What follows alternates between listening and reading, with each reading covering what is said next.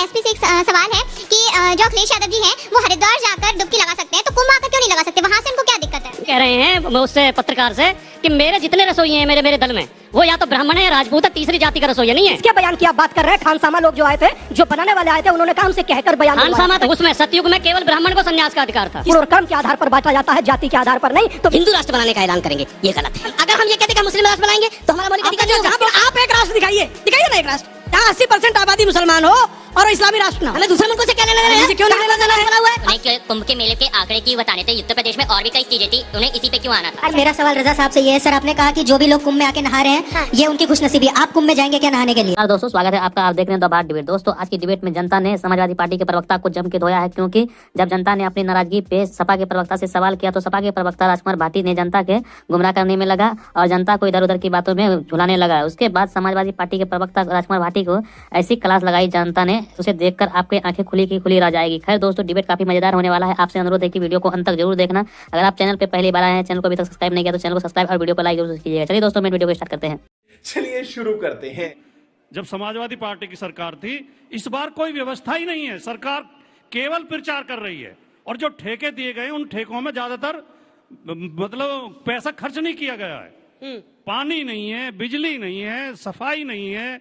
जो वहां पर श्रद्धालु आ रहे हैं उनके लिए वो खुली छत के नीचे इस सर्दी में जो है रात गुजार रहे हैं। अखिलेश जी तो नंबर्स फर्जी बता रहे हैं। किस 2013 में जब अखिलेश यादव जी मुख्यमंत्री थे, हाँ। तो उन्होंने जरूरत महसूस करते हुए कि बहुत लोग आते हैं और अगला आयोजन फिर होना है, हाँ। उन्होंने एक योजना बनाई थी कि रेलवे प्रयागराज रेलवे स्टेशन से लेकर झूसी तक मेट्रो चला दी जाए ताकि कुंभ में भी लोगों को पहुंचने में आसानी हो।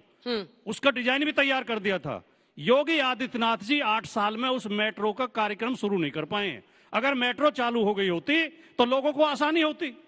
तो सवाल केवल व्यवस्थाओं को लेकर है, सवाल आस्था को लेकर नहीं है। कुंभ के ऊपर सबको गर्व है। नंबर्स पे कैसे फर्जी कह रहे हैं? मतलब इतने लोग उन्होंने केवल एक जगह का जिक्र किया है कि हाँ। जो गोरखपुर से ट्रेन आई खाली आ रही है, वो खाली आ रही है। वो कह रहे हैं मैं वीडियो भी दिखा दूंगा। भाटी साहब अभी जो स्वामी जी ने बात कही, देखिए एकता के सबको समर्थन में होना चाहिए। तो कह रहे हम भी साधु चाहते हैं संत गदगद हैं आयोजन से। नहीं, और स्वामी जी अभियान भी चला रहे हैं एकता का। हाँ। लेकिन स्वामी जी कुंभ में एक जो भंडारियों का दल आया, वो वीडियो सारे सोशल मीडिया पे हैं। उनके प्रमुख कह रहे हैं उससे पत्रकार से कि मेरे जितने रसोई हैं मेरे दल में, वो या तो ब्राह्मण है या राजपूत है, तीसरी जाति का रसोईया नहीं है। इससे कुंभ की पवित्रता बनी रहेगी। जब ऐसी सोच लोग रखते हैं कि ब्राह्मण और राजपूत के अलावा अगर रसोई में कोई घुस जाएगा तो पवित्रता नष्ट हो जाएगी, तब दिक्कत आती है। भाटी जी, अगर आपको एकता की बात करनी है तो दोनों तरफ करिए, इन्हें भी समझाइए भाटी जी, जो हर चीज में जातिवाद करते हैं। भाटी जी, सह सम्मान आपके पेशे खिदमत, ये कहने का सिर्फ आपने इस वीडियो का जिक्र किया तो बता रहा हूं। जिसके बयान की आप बात कर रहे हैं, खानसामा लोग जो आए थे, जो बनाने वाले आए थे, उन्होंने कहा हमसे कहकर बयान दिलवाया। खानसामा तो इनके यहाँ होते हैं, हमारे यहाँ तो रसोईया भंडारी होते हैं। मैं ये कह रहा हूँ, बेसिक आप जिनकी पैरवी कर रहे हैं वो खानसामा लोग ही हैं। गजब बेइज्जती है। देखिए हमारे यहाँ सतयुग से जो है, सतयुग के जमाने से काकभूषणी कौन थे? सारे पुराणों को पढ़ने सुनाने वाले सूत कौन थे? कभी हमारे यहाँ जातियां रही ही नहीं है और जातियां बाधा ही नहीं रही है। कुंभ में स्नान करते समय कौन सा घाट किस जाति का है? आप कभी 1942 के कुंभ दिखा दीजिए, रामचरितमानस 54 में का लिखा कुंभ है, दिखा दीजिए, रामचरितमानस में लिखा दिखा दीजिए, है कभी कि नहीं रहा है। त्रेता में उसमें सतयुग में केवल ब्राह्मण को संन्यास का अधिकार था। किसने कहा है? रामचरितमानस में मैंने पढ़ा है। दिखाइए मुझे पंक्ति, मैंने पढ़ा है। पंक्ति बताइए। और द्वापर में मानस ब्राह्मण और क्षत्रिय को अधिकार था। नहीं कभी नहीं है। त्रेता में तीनों को, ब्राह्मण क्षत्रिय वैश्य भाई, और कलयुग में इन्हें शूद्रों को भी अधिकार मिल गया। आप कहाँ थे ज्ञानी बाबा? मैं एक छोटी सी बात कह रहा हूं, जो आपने कहा रामचरितमानस में मैंने कहीं नहीं पढ़ा, परंतु वहां इतना जरूर जानता हूं, श्रीमद् भगवद गीता अध्याय 4 श्लोक 13 पन्ना नंबर 176 स्पष्ट कहता है, चातुर्वर्णमया सृष्टम गुण कर्म विभाग्यशः, गुण और कर्म के आधार पर बांटा जाता है, जाति के आधार पर नहीं। तो मेरी आपसे प्रार्थना है, इस आस्था के कुंभ में जो दुनिया गोते लगा रही है, इस दुनिया के भाव को समझिए। यह धरती हिंदुस्तान की है और यहां बहुत सीधी सी एक कहावत है कि भारत की धरती का केंद्र बिंदु हिंदू। जो वहां साधु संत, जो बड़े बड़े मठों के मठाधीश है, वो जब वहां जाकर के आह्वान करते हैं ना कि हम कुंभ में आए, यहां से हम हिंदू राष्ट्र बनाने का ऐलान करेंगे, ये गलत है। चलिए इस पर भी जवाब दीजिए। इवेंट मैनेजमेंट पर जवाब दीजिए। अगर हम ये कहते हैं कि आयोजन पिछली सरकारें भी करती थी, इस पर भी जवाब दीजिए। अगर हम ये कहते हैं कि हम मुस्लिम राष्ट्र बनाएंगे तो हमारा मौलिक अधिकार नहीं होगा। जहां बहुमत हो गया बना दिया आपने, जहां 80% हो गया कहां नहीं बनाया? एक राष्ट्र दिखाइए जहां 80% मुसलमान हो गए और इस्लामी राष्ट्र नहीं बना। ये कोई एक दिखाइए। अरे संविधान से मैं हिंदुस्तान दिखा रहा हूं, हमने नहीं बनाया संविधान से चलते हैं। लेकिन आप एक राष्ट्र दिखाइए ना, एक राष्ट्र 53 में से एक बताइए जहां 80% आबादी मुसलमान हो और इस्लामी राष्ट्र ना हो, दिखाइए। सर एक बात बताइए, एक वर्मा जी, एक मुद्दे की बात है ना। आप एक बात बताइए, आपके पास देखिए हमारी सहिष्णुता है। सर आपके पास पासपोर्ट कहाँ का है? अरे भाई हमारे पास भारत का है। तो भारत का तो भारत की बात ही रहेगा, हमें दूसरे मुल्कों से क्या लेना देना है? क्यों नहीं लेना देना है? बना हुआ है, अब भागे आप। ये भागने का रास्ता है। पाकिस्तान जिस दिन हिंदुओं से कम हो गई संख्या, पाकिस्तान इस्लामी राष्ट्र बन गया। नहीं इसलिए बता रहा हूँ, हमारा कोई नहीं, सुन लीजिए। ये सब दोगलापन है। क्या हज के बारे में ऐसा वो बोल सकते हैं कि वहां से ट्रेन खाली चली गई, वहां से लोग नहीं पहुंच रहे हैं हज के लिए? उनका ये कहना है कि आप हिंदू धर्म और हिंदू आस्था से जुड़े हुए पर्वों पर ही ऐसा बयान क्यों देते हैं? स्पेसिफिक सवाल है। फर्क केवल ये है कि हज के नाम पर अरब के अमीर वोट नहीं मांगते। भारतीय जनता पार्टी के नेता हमारे धार्मिक आयोजनों के नाम पर वोट मांगते हैं, इसलिए विरोध होता है। दूसरी बात, आपने 4 मुल्कों का नाम लिया, ईरान, इराक, अफगानिस्तान, पाकिस्तान और बांग्लादेश को भी जोड़ लो।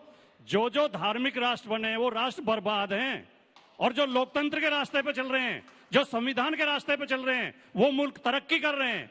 तो क्या आप देश को बर्बादी की तरफ ले जाना चाहते हैं? मैं एक बात बड़ी जिम्मेदारी से मैं भाटी जी का सम्मान करते हुए उत्तर दे रहा हूं कि धर्म को मानना क्या देश को बर्बाद करना है? बस मैं आगे बोल रहा हूं। अगर धर्म को मानना देश को बर्बाद करना नहीं है तो मैं समझता हूं कि वर्तमान जो कुंभ है वो धर्म का एक मर्म है, जो दुनिया को जोड़ भी रहा है, दुनिया को एक भी कर रहा है और समाज को वैचारिक आदान प्रदान की नई दिशा भी दे रहा है। और रही बात जो हिंदू राष्ट्र की अभी अंसार भाई ने कही, इतना कहूंगा अंसार भाई से कि अंसार भाई, इस देश ने अपनी यात्राओं पर पत्थर भी यहीं देखे। इस देश में कोई यात्रा तब तक मुकम्मल नहीं हुई। सर मस्जिद के सामने नारे भी देखे हमने। Let me complete. सर मस्जिद के सामने नारे भी हमने देखे। मेरे सुनिए ना दादा, क्या बात कर? मगर उसके बावजूद भी मैं यात्रा की छोड़िए, ये भारत है भाई साहब, यहाँ शव यात्रा पर बिहार के अंदर पत्थर पड़ जाता है, समझ रहे हैं? शव यात्रा का मतलब यहाँ इसी हिंदुस्तान में जनाजों पर भी पत्थर मारे गए हैं सर। अब कैसी बात करते हैं? ये अर्थ देखिए भाई साहब, एक पत्थर का अर्थ दूसरा पत्थर नहीं होता। स्वामी जी मगर इतना इस तरह की भाषा है, मतलब आप हिंदुओं के दिलों में मुसलमानों के लिए जो नफरत फैलाने का जो बीज बो रहे हैं ना आप लोग, वो आपने देख लिया अभी मुंबई में क्या हुआ है। मतलब आप देख, इसका मतलब ये मानू कि थूक हम डाल रहे हैं रोटी में? जो डाला उसको सजा दो ना। पूरी कौम को क्यों लपेट रहे हो? बोलते क्यों नहीं हो आप? पूरी कौम को क्यों लपेट रहे हो उसमें भाई? पूरी कौम बोले ना भाई, क्यों लपेट रहे हो आप उसमें? पूरी कौम का क्या लेना देना उससे भाई? कह रहा हूँ पूरी कौम बोले। पूरी कौम का क्या लेना? हमने खंडन किया उसका। कुंभ पे रहिए, वापस लौटिए, प्रयागराज आइए जल्दी से। 1-2 सवाल। मेरे एक प्रश्न है सबसे, खास करके भट्टी जी से। जो विदेशी मीडिया हमारी देश के आज भी सांप बिच्छू का देश और अंधभक्त कह के ये करते हैं, तो इसके खंडन कैसे करेंगे हम लोग?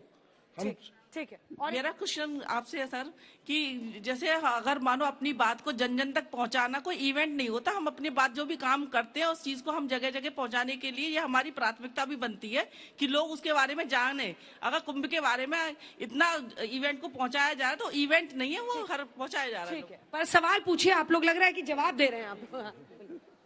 जी मैं वर्षा जादून, मेरा ये कहना है, जो मौलवी जी ने बोला है कि एक स्टेटमेंट यूज करी है कि कतार के लोग यहाँ पे आकर के स्नान कर रहे हैं, तो हमारा वो क्या कहते हैं खुशनसीब है। मैं बात बता दूं, हमारा सनातन धर्म ऐसा है कि सारे धर्मों को जगह देता है, तो खुशनसीब वो है, हमारा देश नहीं है, वो खुशनसीब है।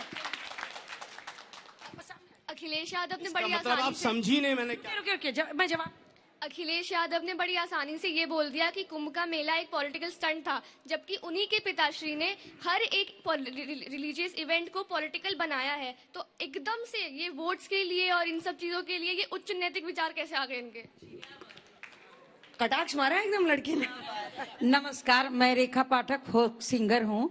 ये बताइए, जब कुंभ पहले इतना आदमी नहाया तो आज उत्तर प्रदेश उत्तम प्रदेश बना है, तभी तो 45 करोड़ नहा रहे हैं। नहीं होता तो लोग कैसे आते, ये बताइए।